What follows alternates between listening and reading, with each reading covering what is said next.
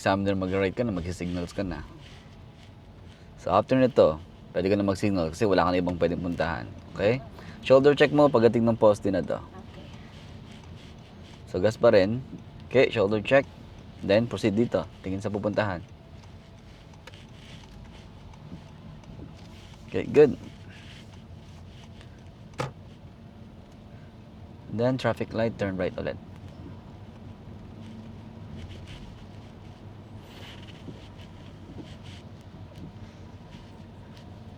Gas. Huwag kang mahiya.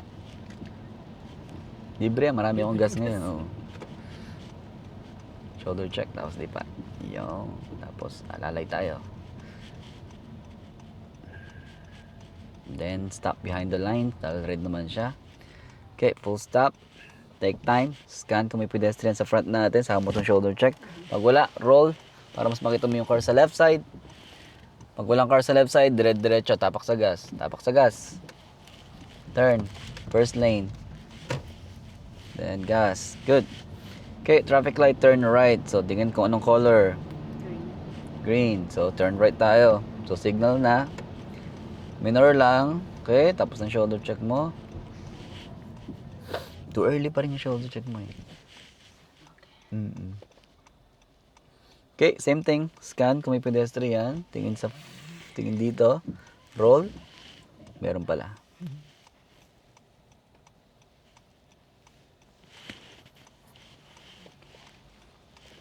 So, pwede kang mag-roll pa unti-unti. And then, stop na. Wait ka na dito.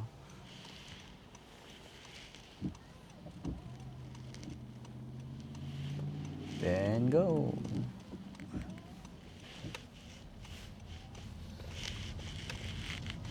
Basta ang goal mo lang, yung car na papunta dito sa lane na to. Kung wala kang car, pwede ko muna siyang ipasok. Okay, traffic light, turn right ulit tayo.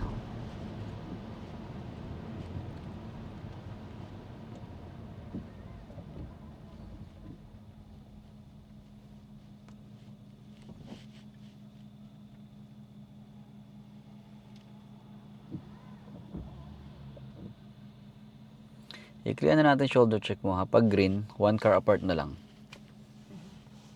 Para mas makapokus ka. Sige po, pasok po kayo dyan. Pag green, one car apart. Bago ka mag-turn. Bababa naman siya. Okay, gas.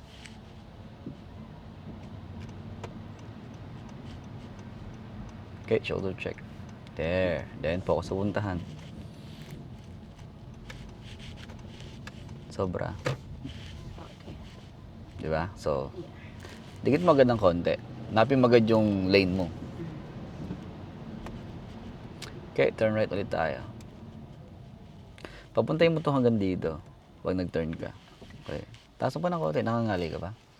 Hindi. Meron kasi mag-turn pag nasa gitna. Hanapin mo yung comfort zone mo kung saan ka mas komportable humawak.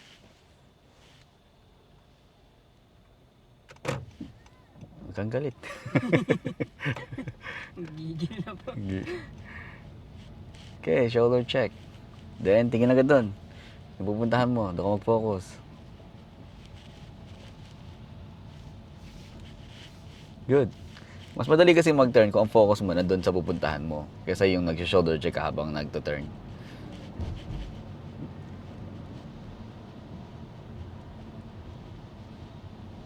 Okay, right turn ulit tayo. Medyo bilisan pa ng konti yung pag-turn natin. Lalo na kung green ha.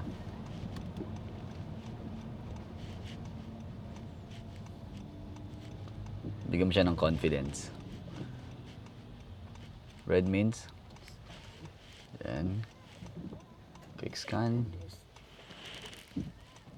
Wala naman no. So, quick turn. Good. So, much maganda siya. Mas mabilis. Mas may angas ba, kumbaga. Okay, turn right tayo, traffic light.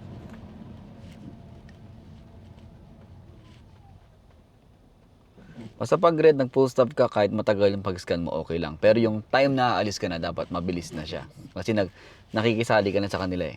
Galing ka ng stop sila, continuous yung movement nila. So, kailangan continuous din ang movement mo. So, mabilis na yung pag-take mo ng turns.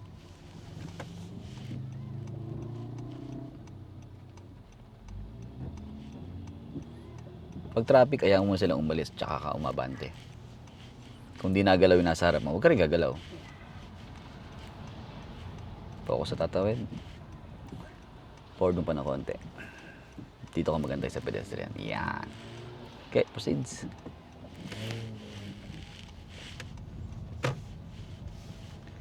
Good job. Okay na? Okay ka na? Medyo. Medyo. So, last right mo at hindi, dalawang right pa tayo. Tapos dun sa kabila, mag-left naman tayo. So, right turn tayo, traffic light. Tapos we do roundabout yung pauwi.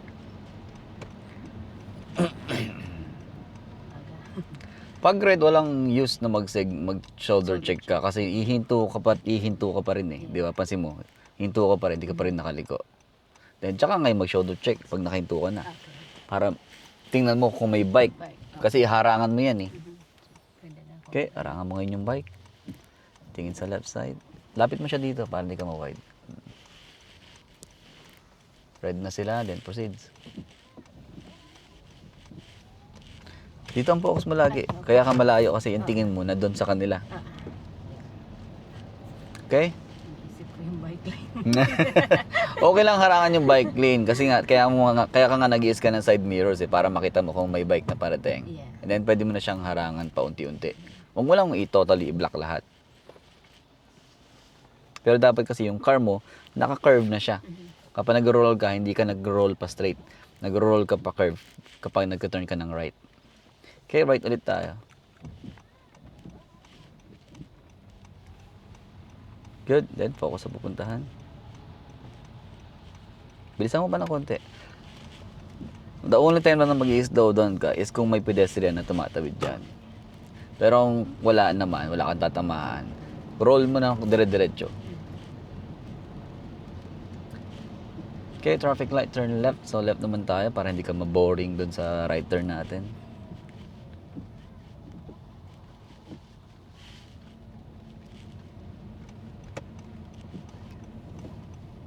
Okay, good job.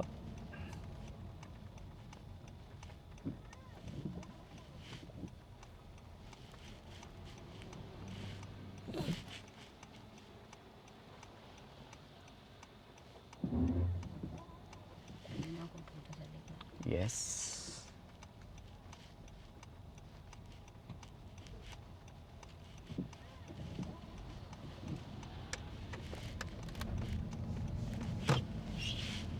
Good job. Then traffic light, turn left. Malayo pa yun.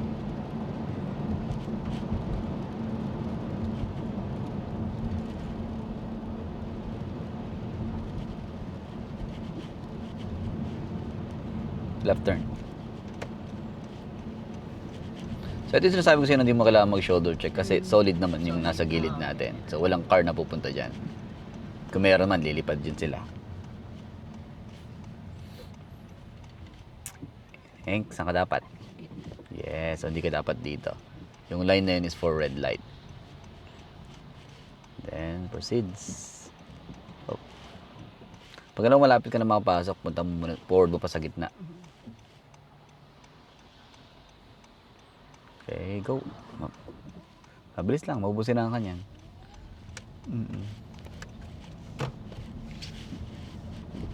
Mahalagang daming mahalaga, no? Kapag magle-left ka sa traffic light, tapos nakita mong clear na siya, hindi ka pwedeng mabagal mag-turn. Dapat mabilis ka makaalis doon kasi hindi mo alam kung possible mag-speed up yung car na nasa harap mo. So, kailangan makabilis kang makaalis doon sa intersection. Kung nakita mo na, kaya ko na to. Kunin mo with confidence. Huwag kang mag-hesitate na mabagal siya mag-turn.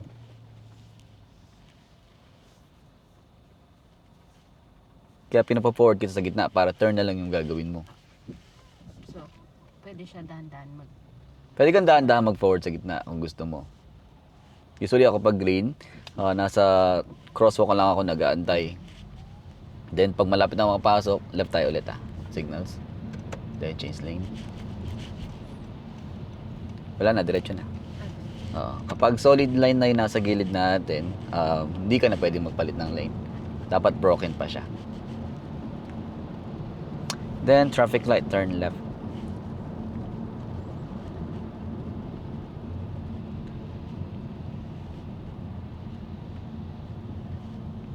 Anytime na magkapalit ka ng lane, mag-right ka, mag-left, hanapin mo agad yung broken line. Doon ka papasok. Sometimes, maliit lang yung window ng broken line. Minsan naman, nasa dulo. Iba-iba eh.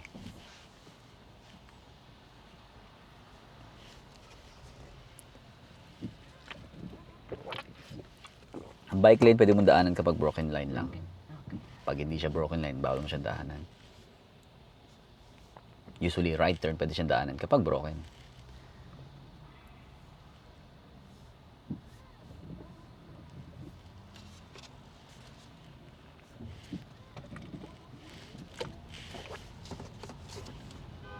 Signal.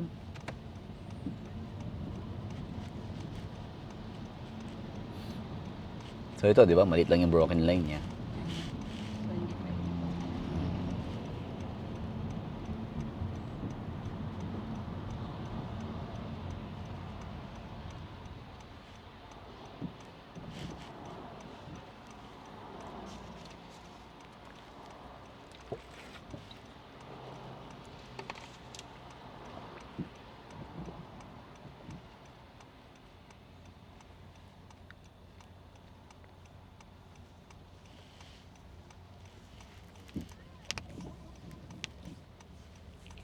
So pag ganyan, apat yung traffic light mo. So red, yellow, green, tsaka arrow. So pwedeng, dahil mag-left tayo, pwedeng may arrow yung mukha mo, pwedeng wala, pwedeng yung green lang. So pag arrow, dire-diretso ka lang. Pero syempre, scan-scan pa rin. Pero pag yung third light, yung green light lang, yan. Block mo lang yung crosswalk, diyan ka lang mag-antay. Kung kailan magki-clear.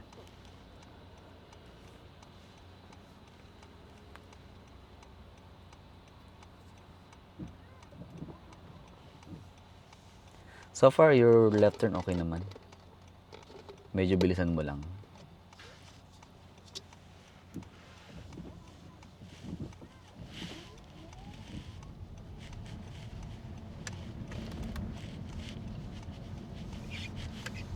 Good. Ano speed dito? 3. Okay, good. Saan mag-end yung 30? Ako sa kabila. Dahil Which one? Yan. Okay. 30 pa din kami. Dahil? School. Okay, good. Hindi ba siya 8 to 5? Okay. Hindi, tinatanong kita. Tinatanong nga kita. Ano, 8 to 5 ba siya? What? Hindi mo nakita. Hindi ko na. Ito is 24 hours. So, 30 siya in 24 hours. Nakasulat siya sa sign. So, kung nakita kang school sign, basahin mo kung ano yung nakalagay sa baba. Ano yung restriction niya. 8 to 5 lang ba siya? 24 hours? Ay, ito pa yung end ko. Hindi yan ang end niya. Ang end niya para siyang bahay. Yun, sa kabila. Ayun, may nakasulat na end school zone. So, hindi ka malilito. Saan? Ayun, sa left side natin. Pag wala nakasulat na end school zone, napin mo lang yung same sign nung sa'yo. Ah, ito yung Yan. 5. Pag binasa mo, meron dyan nakasulat 24 hours. Okay, intersections, turn left.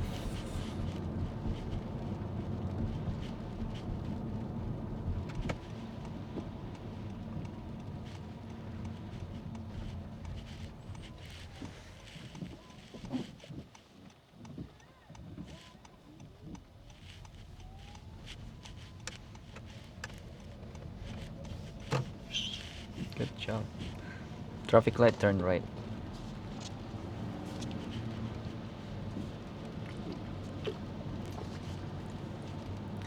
Anong minimum speed dito, de? Yeah, anong takbo mo? 30 plus, di ba? So, babagal siya.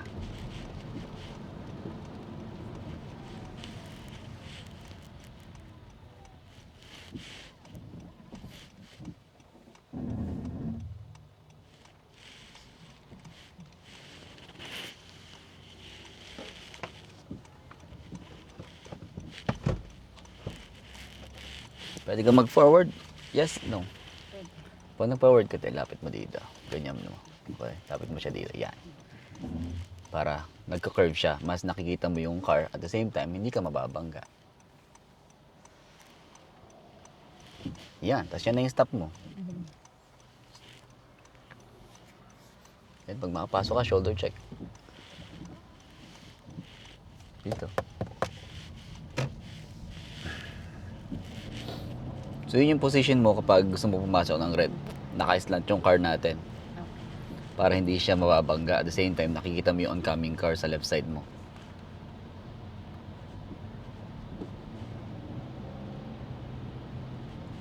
Second traffic light, turn right.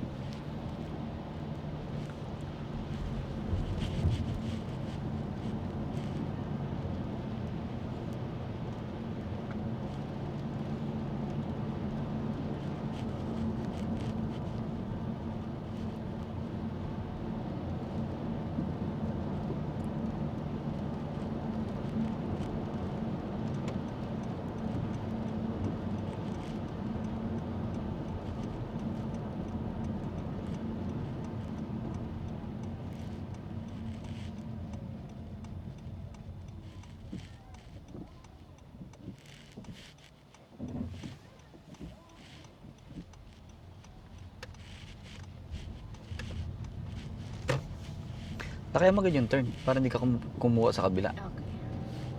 Okay. Pwesto mo agad yung gulong mo since nag-hand over hand ka. Yung gulong kasi pinipwesto dyan eh. So, malaki. Lagyan mo agad. Sagad mo agad. Sawakan mo siya. What size?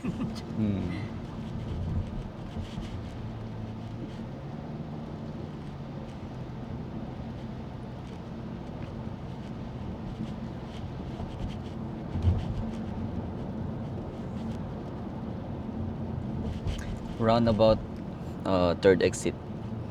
Or turn left. Sa roundabout. Third exit. Okay. So third exit is left siya.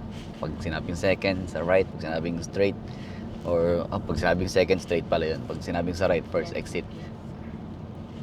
So pag sinabing yung third exit, same lang din. Bago dumating na roundabout, mag-signal ka na sa left. So ito, pwede ka na mag-signal sa left.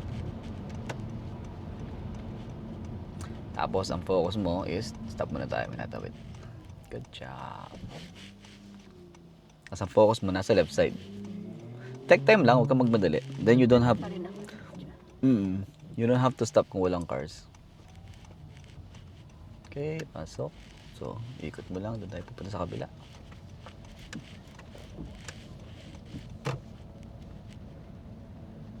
Yan. Good job.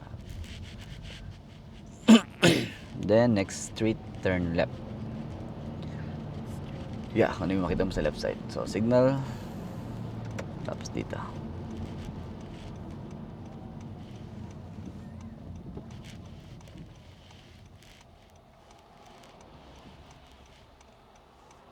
Forward mo pa ng konti. Para mas turn na lang gagawin mo ulit. Pag nakita mo yung gap na okay, then kunin mo siya mabilis. Okay? And go.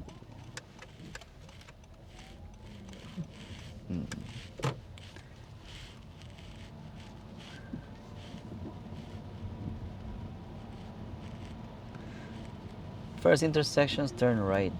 Paano speed dito? 30. Good.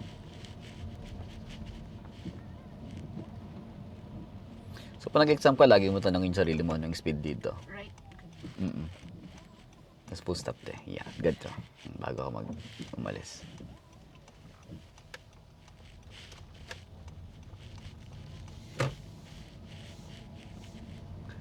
Then, turn left. Tapos,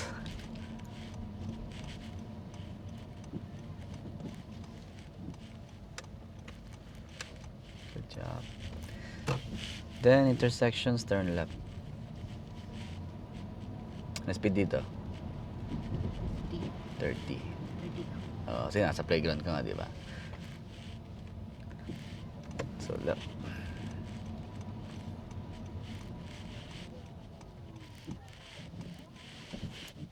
Good.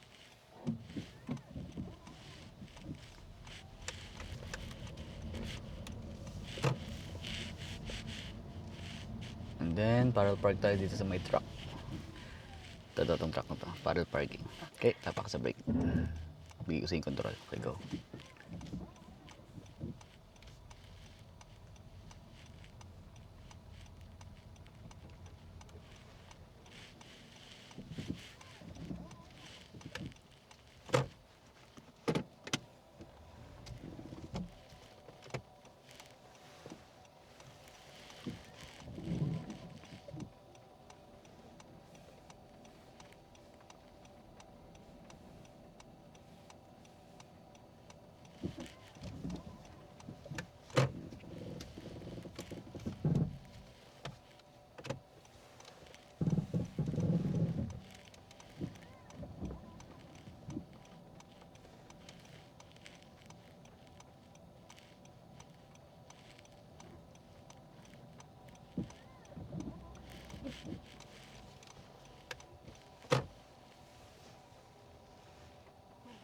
Malayo. So, okay na yan.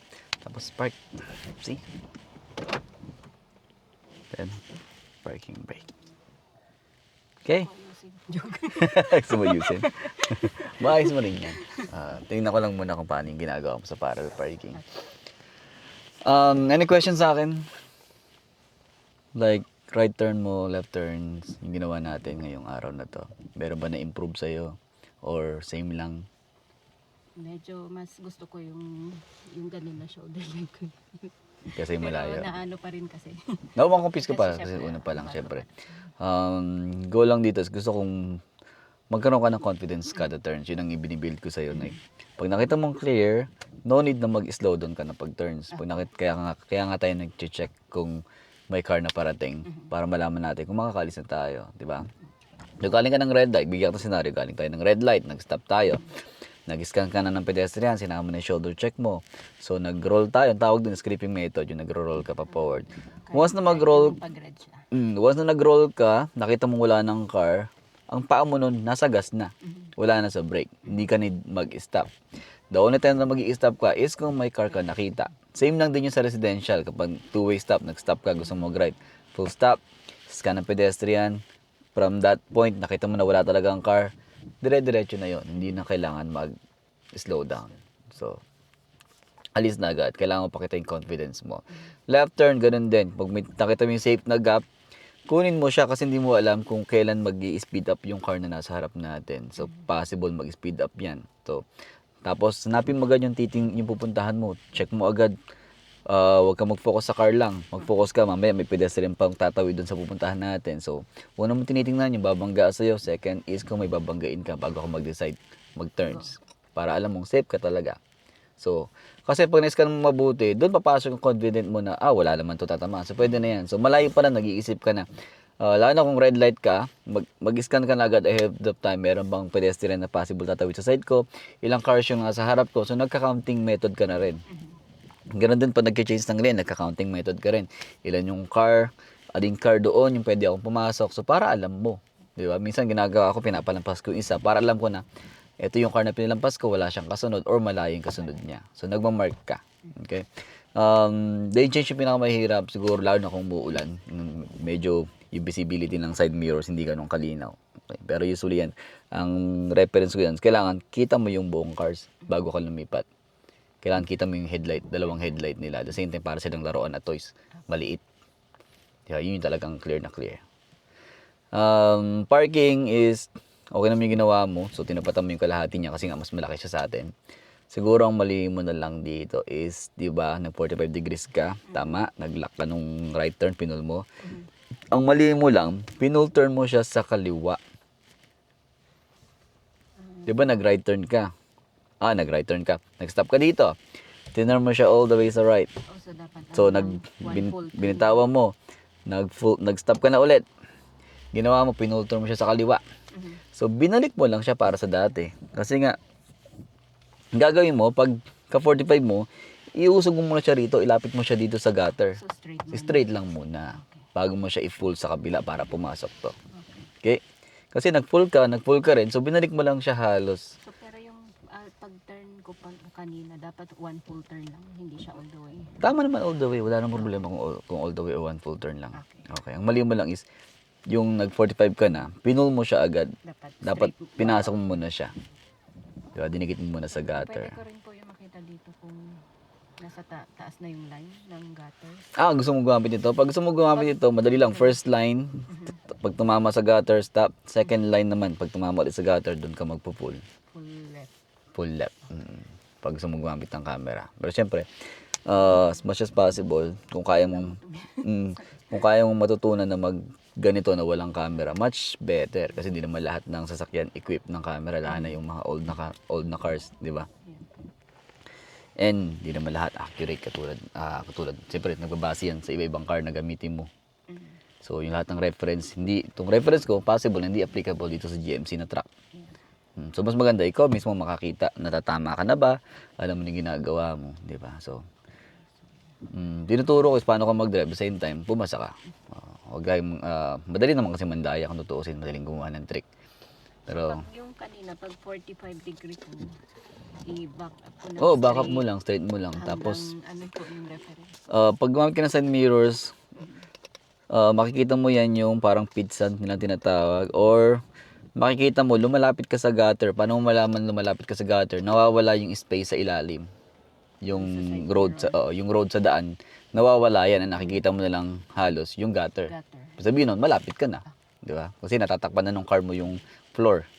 Then, doon ka mag-full turn. And then yun, after mo mag-straight, kung gusto mong mag-adjust, pwede ka naman mag-adjust. Hindi naman siya bawal. Okay? As long as ma-meet mo yung criteria nila na time limit, which is 2 minutes. 2 minutes lang yan. Meron siyang time limits. Hindi siya want to sawa. Okay. Baka sabihin mo, want to sawa na. Maubos yung time mo ron. Kaka-parallel parking naman.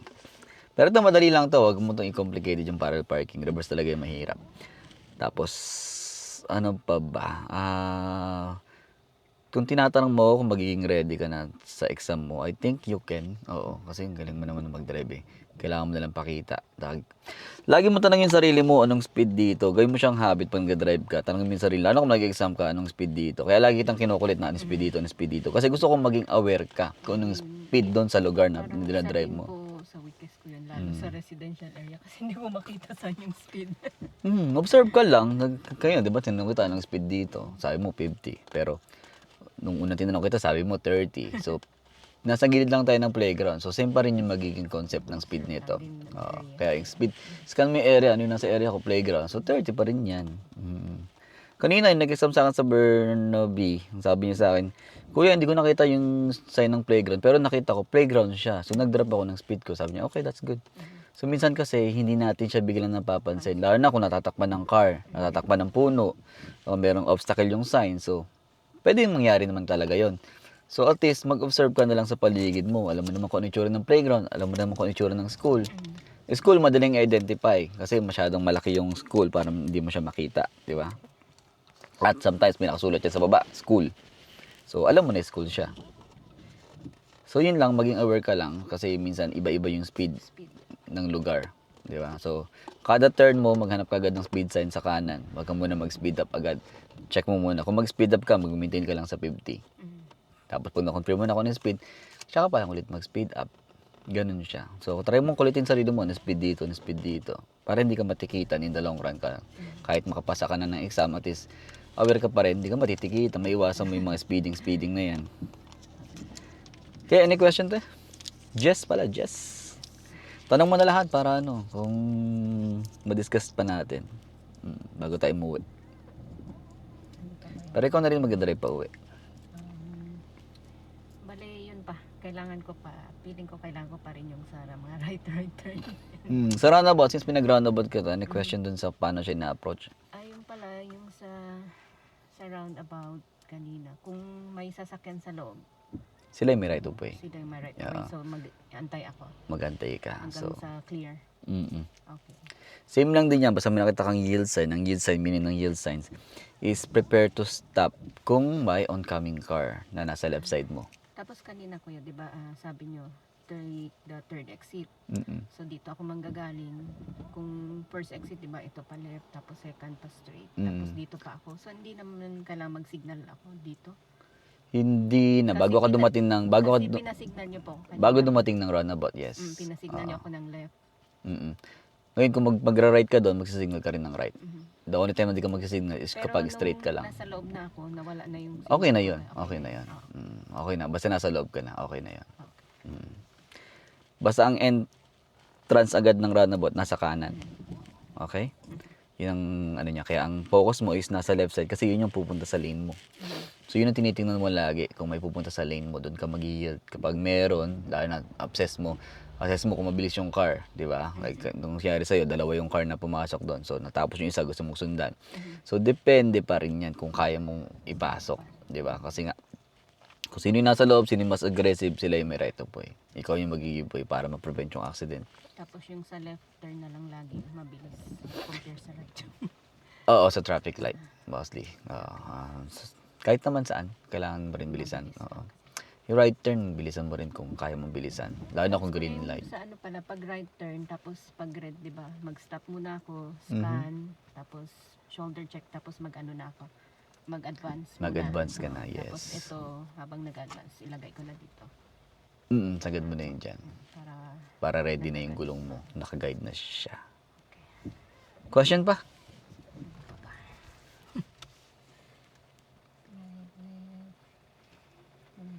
Next week, we're gonna do reverse parking din. Sama natin siya. Tapos, we do mock test. Tagan ko na lang po ng isa din itong week. Ngayong week, Oo, meron ka pa ba ang bukas lang ako pwede. bukas? Oo, kasi may pasok na ako ng Wednesday to Friday. Oo, Saturday. Saturday na, sa Japan po ako. Wow, pabili joke. Pabili. Pwede naman magpabili. Ramen ba? Ramen. Pabili ng shoes. Shoes. O, pwede naman. Hindi, joke lang. Nagsuka. Wala namang problema.